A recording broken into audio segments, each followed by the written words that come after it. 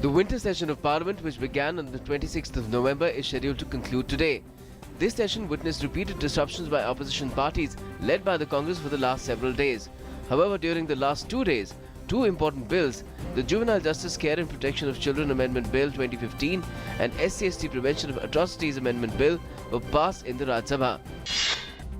Lok Sabha on Tuesday approved amendments to the Payment of Bonus Act that seeks to make more workers eligible for bonus by raising the pay eligibility limit of employees to 21,000 rupees per month from 10,000 rupees. The bill tabled in the House earlier this month also seeks to enhance the monthly bonus calculation ceiling to 7,000 rupees a month from 3,500 rupees, thus substantially increasing the amount of bonus. The Union Cabinet, chaired by Prime Minister Narendra Modi, approved the Lucknow Metro Rail Project Phase 1A on Tuesday, which will cover a length of 22.878 kilometers with 22 stations. The cost of the project is pegged at 6,928 crore rupees and will be supported by the central government with 1,300 crore rupees in the form of equity and subordinate debt. Prime Minister Narendra Modi will leave for Russia today on a 2-day visit to attend the 16th annual summit. The summit would take place tomorrow. Briefing the media in New Delhi, Foreign Secretary S. Jaishankar said Russian President Vladimir Putin will host dinner for PM Modi after his arrival in Moscow. The two countries will try to expand their economic and defense relations during the PM's visit. Prime Minister Modi has invited suggestions from people for his next Mann Ki Baat. Inviting thoughts and suggestions for this episode of Mann Ki Baat, scheduled on Sunday, the Prime Minister said that a phone call by the citizens adds a wonderful dimension to Mann Ki Baat. President Pranab Mukherjee on Tuesday dedicated the National Institute of Mental Health and Neurological Sciences, Bangalore, to the nation as an institute of national importance. Speaking on the occasion, the President lauded the recently unveiled mental health policy and said that while formulating policy, the government must always take care to ensure that due priority is given to human resource development in the field of mental health care. Telecom Regulatory Authority of India has told the Delhi High Court that no coercive steps would be taken against telecom companies till the next date of hearing on the 6th of January for not complying with the coal drop compensation norms.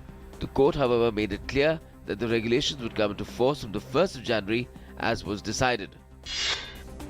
The Madhya Pradesh government has decided to impose complete ban on the use of polythene in the entire state from the 1st of January next year. This was announced by State Urban Development and Environment Minister Lal Singh Arya. India's first indigenously designed and built warship INS Godavari will be decommissioned today in Mumbai, 32 years after it was inducted into the Indian Navy. Over the past 3 decades, Godavari has successfully been deployed in numerous operations.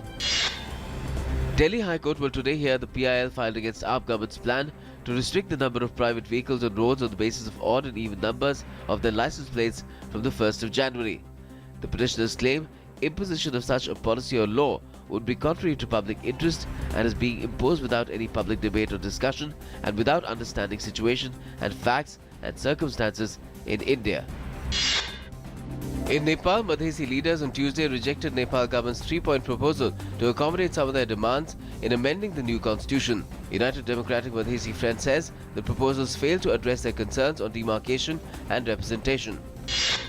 Iraq's armed forces stormed the center of Ramadi on Tuesday in a drive to dislodge Islamic State terrorists from their remaining stronghold in the city they captured in May. The operation to recapture Ramadi began in early November after a month-long effort to cut off supply lines to the city. Colombian President Juan Manuel Santos has signed a decree legalizing and regulating medical marijuana in a shift away from preventing drug crop production. The move put Colombia in the group of countries that are at the forefront in the use of natural resources to fight disease. Studies show marijuana can help treat pain and nausea and offers relief for sufferers of epilepsy and other conditions.